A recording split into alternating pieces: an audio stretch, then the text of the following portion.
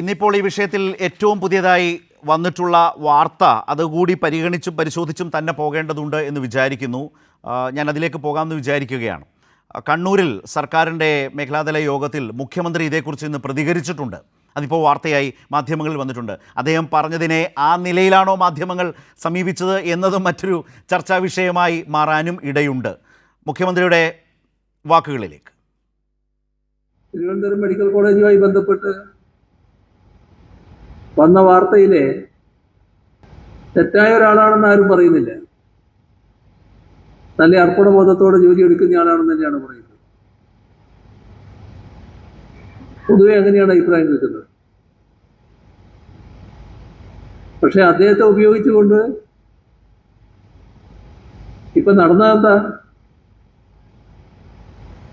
ഒരു government servant ഇന്ന് കേരളത്തിലെ ഇന്ത്യയിലെ ഏറ്റവും നല്ല ആരോഗ്യ മേഖലയെ തെറ്റായി ചിത്രീകരിക്കുന്നതിന് അദ്ദേഹം അത് ഉദ്ദേശിച്ചിട്ടുണ്ടോ എന്നറിയില്ല. പക്ഷെ അതാണ് വന്നിട്ടുള്ളത്. റൈറ്റ്.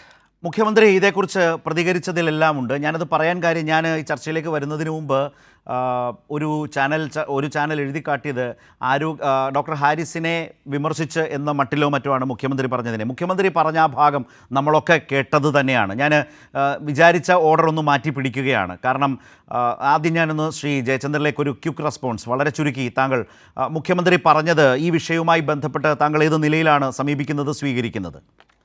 എളുപ്പത്തിൽ എഴുതാവുന്ന ഒരു മാധ്യമ രീതി എളുപ്പം അതാണ്.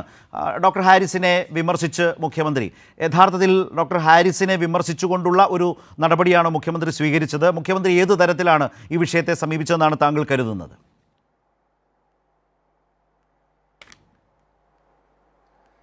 ശരത്തെ, അത് മുഖ്യമന്ത്രി പറഞ്ഞതിൽ കേരളത്തിൻ്റെ ആരോഗ്യ മേഖലയുടെ മുഴുവൻ ഡെപ്തും ഉൾച്ചേർന്നിട്ടുള്ള വാക്കുകൾ തന്നെയാണ് അദ്ദേഹം പറഞ്ഞത്. വെറുതെ പറയുന്നതല്ലല്ലോ.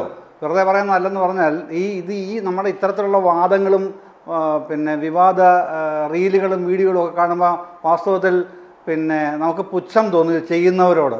കേരളത്തിൻ്റെ ആരോഗ്യ മേഖല എങ്ങനെയാണ് കഴിഞ്ഞ എത്രയോ വർഷങ്ങളായി, ഏറ്റവും ചുരുങ്ങിയത് ഒരു 60 വർഷമെങ്കിലുമായി കേരളത്തിൻ്റെ ആരോഗ്യ മേഖല നിരന്തരം നടത്തിപ്പോരുന്ന സ്വയം നവീകരണമുണ്ട്.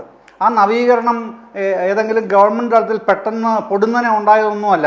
അതിൻ്റെ പുറകിൽ ജനകീയ ശാസ്ത്ര പ്രസ്ഥാനങ്ങളുണ്ട്, വളരെ വൈഭവമുള്ള ഡോക്ടർമാരുടെ ഒരു നിരയുണ്ട്, അവരുടെ സംഘടനകളുണ്ട്, ഒപ്പം ഗവൺമെൻറ്റിൻ്റെ ആരോഗ്യ മെഷീനറി ഉണ്ട്.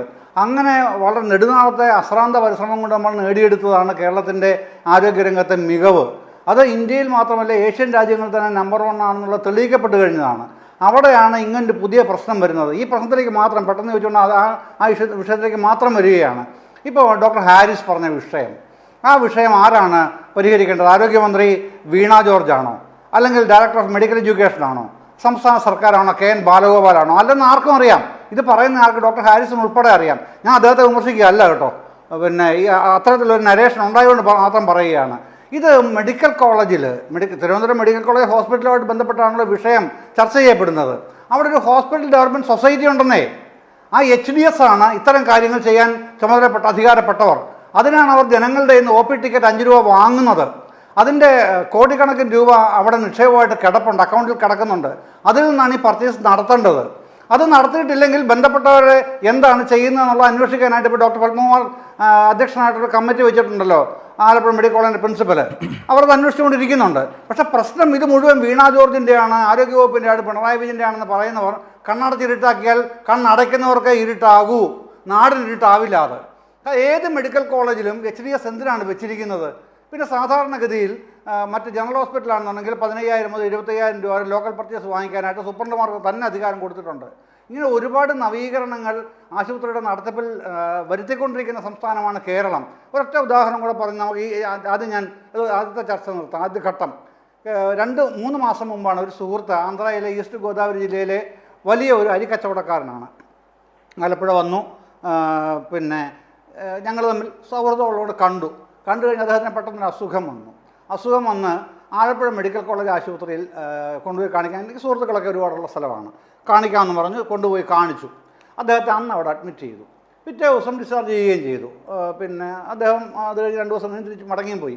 അപ്പോൾ ഈ ഡിസ്ചാർജ് ചെയ്യുന്നതിന് മുമ്പുള്ള അവസരത്തിൽ അദ്ദേഹം പറയുകയാണ്, എൻ്റെ ജീവിതത്തിൽ ആദ്യമായിട്ടാണ് സർക്കാർ ആശുപത്രി, എൻ്റെ ആന്ധ്രയിൽ ഇങ്ങനെ ഞാൻ ഇതുവരെ കണ്ടിട്ടേ ഇല്ല, ജീവിതത്തിൽ ആദ്യമായിട്ടാണ് ഒരു ഗവൺമെൻറ് സെക്ടറിലൊരു ഹോസ്പിറ്റൽ ഇത്ര മികച്ച നിലയിൽ പ്രവർത്തിക്കുന്നത്.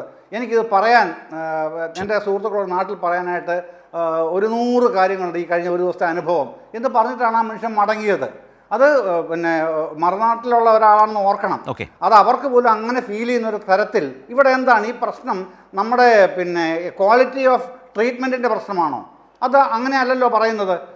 പിന്നെ പർച്ചേസിൻ്റെ പ്രശ്നമാണെങ്കിൽ പർച്ചേസിൻ്റെ എക്യുപ്മെൻസിൻ്റെ പ്രശ്നമുണ്ട്, മറ്റേ മെഡിസിൻ്റെ ഉണ്ട്. അതൊക്കെ പ്രൊസീജിയറൽ ഡിലേ വരുന്ന കാര്യം മറ്റ് ഈ കേരള മെഡിക്കൽ സർവീസ് കോർപ്പറേഷനുമായിട്ട് ബന്ധപ്പെട്ട കാര്യങ്ങൾക്ക് മാത്രമേ ഉള്ളൂ. ഇതിനതും പറയേണ്ട കാര്യമില്ല. ഈ HDSന് ചെയ്യാവുന്നതേ ഉള്ളൂ. എന്തുകൊണ്ട് ചെയ്യുന്നില്ല? അതിന് പകരം എന്തിനാണ് ഇത്തരം കാര്യങ്ങൾ മാധ്യമങ്ങളിലേക്ക് വലിച്ചഴയ്ക്കുന്നതെന്നുള്ളത് പറഞ്ഞ് ഡോക്ടറടക്കം ചിന്തിക്കേണ്ടതുണ്ടെന്നാണ് എൻ്റെ വിമർശനം കേട്ടോ.